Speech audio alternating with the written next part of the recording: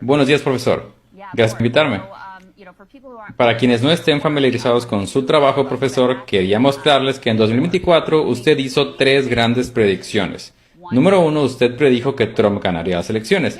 También dijo que iniciaría una guerra con Irán. Y como número tres, dijo que Estados Unidos perdería esta guerra. Vamos a escucharlo. En esta clase, este semestre, voy a hacer tres grandes predicciones. La primera es que Trump ganará en noviembre. La segunda es que Estados Unidos entrará en guerra con Irán. Y la tercera gran predicción que voy a hacer es que Estados Unidos va a perder esta guerra. Y perder esta guerra para Estados Unidos significará que va a cambiar para siempre el orden mundial. Obviamente esta última predicción, profesor, es la única que no se ha cumplido. Es una predicción de hecho bastante sorprendente. ¿Aún se mantiene firme en ella? ¿O qué ha visto hasta ahora que lo lleva a mantener esa firme conclusión todavía? Sí, miren, dado mi análisis de cómo va avanzando la guerra, creo que Irán tiene muchas más ventajas sobre las que tiene Estados Unidos. La realidad es que ahora mismo esta es una guerra de desgaste entre Estados Unidos e Irán. Y los iraníes llevan 20 años o más preparándose para este conflicto. Está en su escatología, en su religión.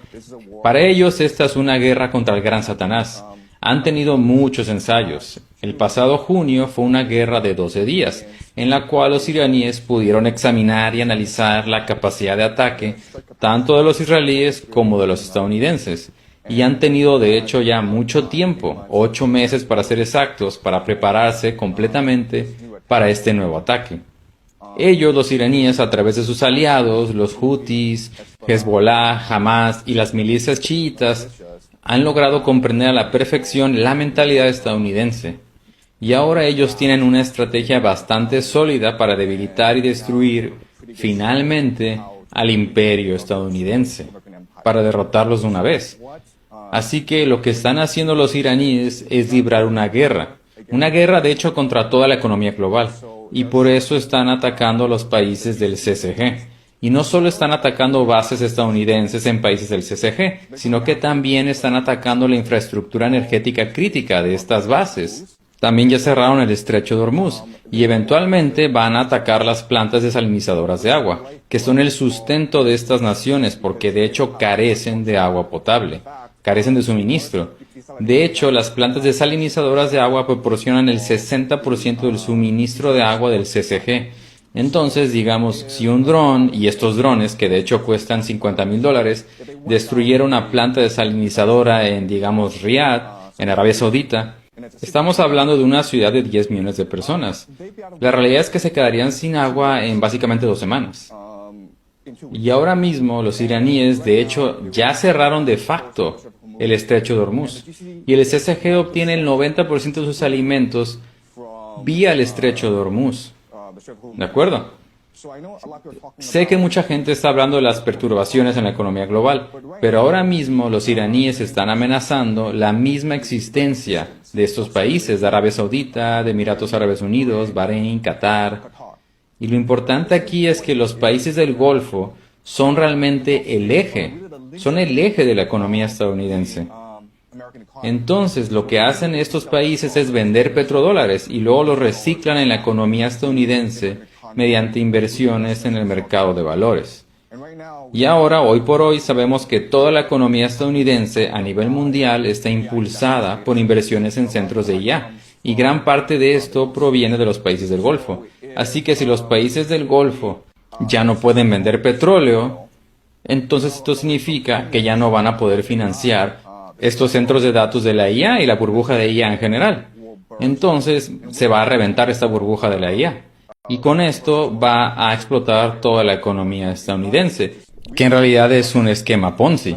Así que esa es la situación desesperada para Estados Unidos hoy por hoy. Así es, profesor. De hecho, un centro de datos de Amazon fue atacado en los Emiratos Árabes Unidos. Y ahora, por supuesto, las empresas de tecnología que pensaban que los Emiratos Árabes eran un importante centro de datos con potencial de inversión, energía, probablemente se lo estén replanteando. También queríamos plantearle, profesor, hablar de la idea de las municiones. Podemos ver esto en la pantalla. Estados Unidos se apresura a cumplir la misión contra Irán antes de que se agoten las municiones. Esto habla acerca de las matemáticas de los interceptores.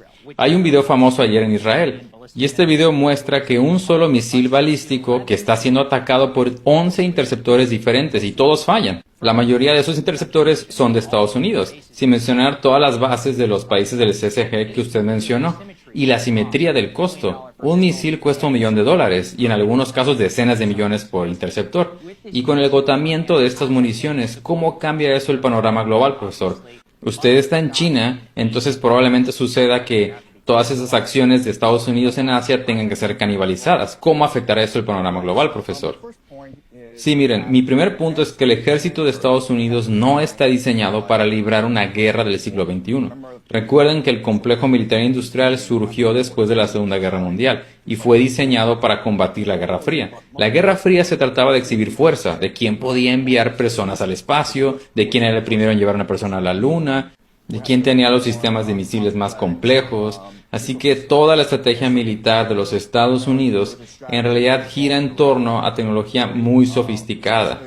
Y es una tecnología que cuesta mucho dinero construir. Eso es básicamente de lo que se trata el sistema de defensa aérea de Estados Unidos. Por eso es que vemos esta asimetría, como usted señala. En esta guerra donde se usan misiles de millones de dólares para destruir drones de $50.000. Y esto no es sostenible a largo plazo. Así que lo que estamos viendo es la ruptura del aura de invencibilidad y de inevitabilidad que sustentaba a la hegemonía estadounidense por los últimos 20 años, especialmente después del colapso de la Unión Soviética.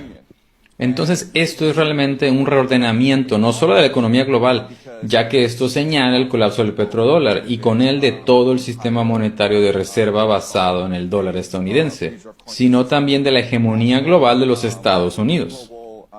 ¿De acuerdo? Estamos avanzando hacia un mundo multipolar. Profesor, esta mañana se le preguntó al secretario de Guerra Pete Hegseth sobre el posible despliegue de tropas terrestres en Irán.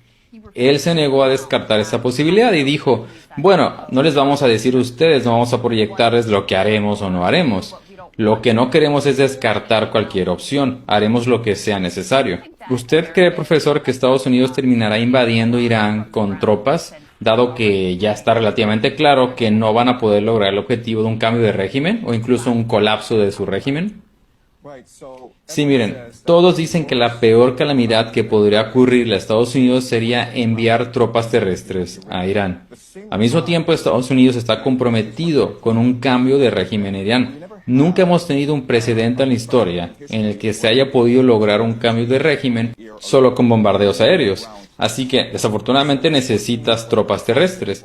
Entonces, lamentablemente, lo que va a suceder en los próximos meses es que aumentará la presión sobre Estados Unidos para que envíe tropas, especialmente de los países del CSG y de Israel, que están siendo atacados ahora mismo por los iraníes. Así que tienen que tener claro que si los países del CSG, Arabia Saudita, Qatar, Emiratos Árabes Unidos, Bahrein, si ellos colapsan, el petrodólar colapsará con ellos. Así que los estadounidenses necesitan proteger a estos países y estos países van a exigir que los estadounidenses hagan una de estas dos cosas, ya sea que sobornen a los iraníes para que se detengan, estamos hablando de unos $5 trillones de indemnización, o que envíen tropas terrestres para eliminar a la amenaza iraní de una vez por todas. Y yo sé que no hay voluntad política en el pueblo estadounidense para que se utilicen tropas terrestres contra Irán. Pero recuerden que el 78% del pueblo estadounidense se oponía a esta guerra desde el principio. No estaban de acuerdo con esos ataques.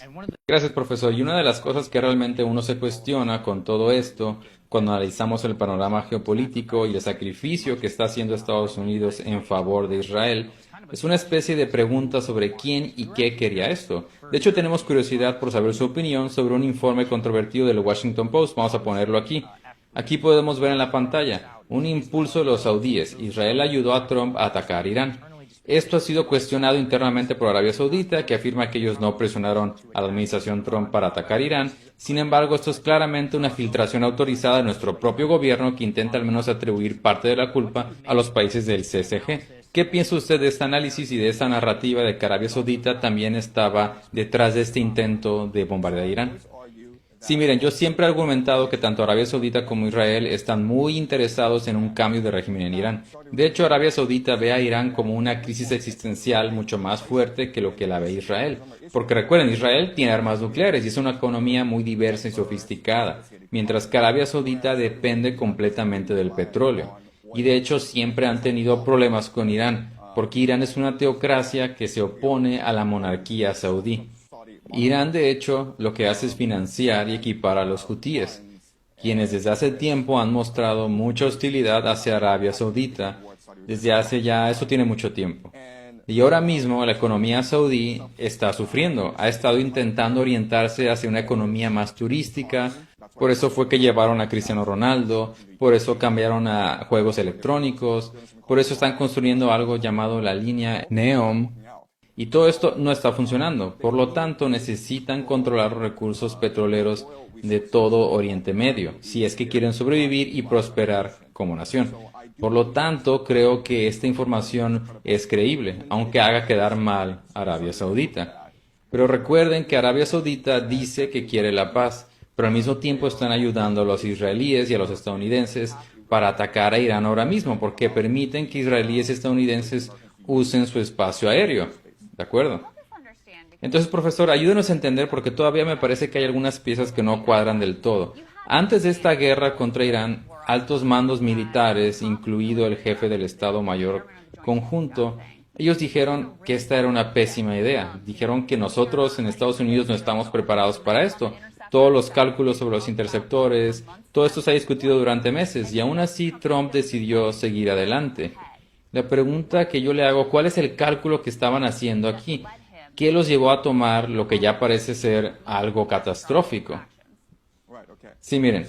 Entonces, esa es la pregunta clave. ¿Por qué hacen esto? Y yo creo que hay tres posibilidades. Y creo que las tres posibilidades son igualmente válidas. La primera es la idea del hubris o arrogancia.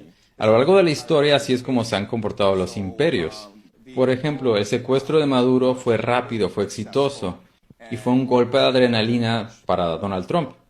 Y eso lo hizo confiar demasiado en la capacidad del ejército estadounidense.